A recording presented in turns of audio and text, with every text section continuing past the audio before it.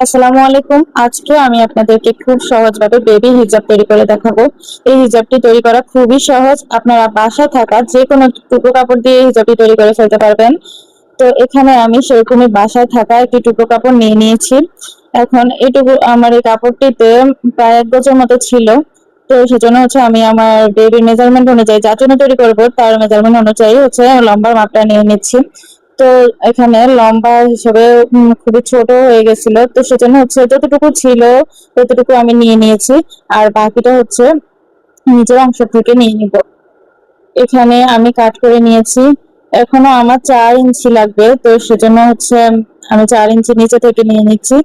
এখন এই নিচের এই কাপড়টা সোজা করে কেটে নিয়েছি। এরপর এটাকে এভাবে ফোল্ড করে সমানভাবে, মানে 3টা পার্ট করে নিব, যেন 3টা পার্ট সমান হয়, সেজন্য এভাবে ফোল্ড করে রেখেছি। আর ওই যে হিজাব কাটার পর যে কিনার থেকে অংশটা বের হয়েছে, যেটা আমি সমান করে নিয়েছিলাম একটু আগে, সেটাকে দিয়ে মাথার ওই টুপির অংশটা কেটে নিয়েছি।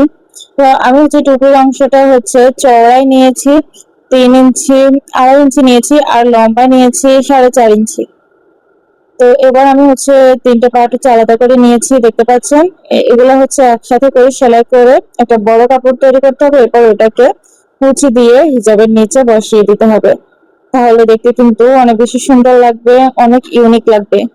প্রথমে আমি টুপির অংশটা সেলাই করে নিচ্ছি। এটা যেহেতু টুকরো কাপড়, এখানে জোড়া পড়েছে, দেখতে পাচ্ছেন জোড়াটা। প্রথম জোড়াটা লাগাই দিচ্ছিলাম, তারপর উপরে একটা চাপ সেলাই দিছি।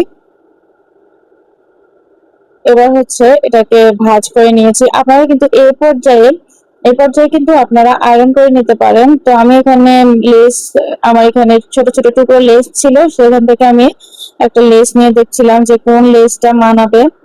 তো এবার আমরা হিজাবের টুপির অংশটি হিজাবের সাথে জয়েন্ট করে নিব। তো জয়েন্ট করার জন্য হিজাবের যে কাপড়টা আছে ওটার মাথার সাইডে একটু কাট করে নিতে হবে, আর টুপিটার যে মাঝখান বরাবর একটা কাট করে নিতে হবে। তারপর মাঝখান থেকে লাগানোর চেষ্টা করবেন, তাহলে দুই পাশটাই সমান হবে। এবার আমি লেসটা লাগিয়ে নিচ্ছি।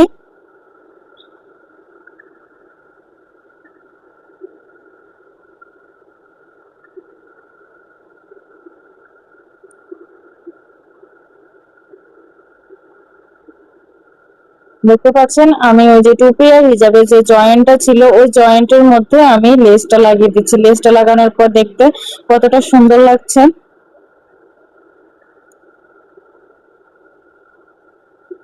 এবার আমরা ওই যে থুতনির দিক যেটাকে বলা হয় ওটা সেলাই করে দিচ্ছি, একদম নিচ পর্যন্ত সেলাই করে দিতে হবে। এবার আমাদের হিজাবের উপরের অংশটি রেডি হয়ে গেছে। এবার আমরা নিচের অংশে কুচি দিয়ে নিব।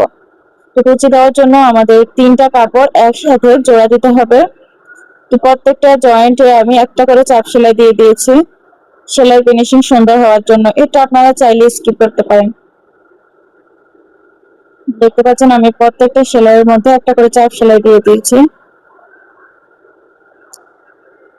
এবার এই লম্বা যে কাপড়টি হয়েছে ওটার নিচের সাইডটা এভাবে চিকন করে ফোল্ড করে সেলাই করে নিতে হবে। তো যারা আমার ভিডিওটি এতক্ষণ ধরে দেখছেন কিন্তু একটি লাইক দিতে ভুলে গেছেন, তারা অবশ্যই একটি লাইক দিয়ে নেবেন। আর যারা আমার চ্যানেলটি সাবস্ক্রাইব করেন নাই, তারা অবশ্যই সাবস্ক্রাইব করে দেবেন, আর পাশে থাকা বেল আইকনের অল অপশনে ক্লিক করে দিবেন, যাতে আমার পরবর্তী ভিডিওগুলোর নোটিফিকেশন চলে যায় সবার আগে আপনার ফোনে। তো দেখতে পাচ্ছেন আমি কিন্তু ওই যে লম্বা যে কাপড়টি জয়েন্ট দিয়ে যে কাপড়টি নিয়েছিলাম ওটা দিয়ে এখন কুচি দিয়ে নিচ্ছি।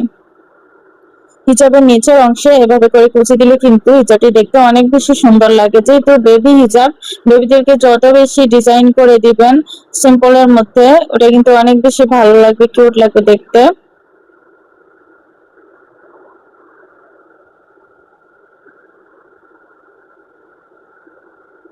আমি এভাবে পুরো হিজাবটিতে এরকম করে কুচি দিয়ে নিব হিজাবের নিচের দিকটাতে। তো কুচি দেওয়ার পর কত বেশি সুন্দর লাগছে সেটাই দেখাচ্ছিলাম। তো ভিডিওটি অনেক বেশি বড় হয়ে যাচ্ছিল, তাই ভিডিওটি একটু টেনে দিয়েছিলাম, মানে স্পিড বাড়িয়ে দিয়েছিলাম। তো তারপরেও যদি আপনাদের এরপর আমি বুঝিয়ে বলে দিচ্ছি, তারপরে যদি আপনাদের কোনো জায়গায় বুঝতে অসুবিধা হয়ে থাকে তাহলে কিন্তু কমেন্টে জানাতে পারেন। তো দেখতে পাচ্ছেন আমাদের কিন্তু হিজাবটি তৈরি করা শেষ। তো হিজাবটি তৈরি করার পর অনেক বেশি সুন্দর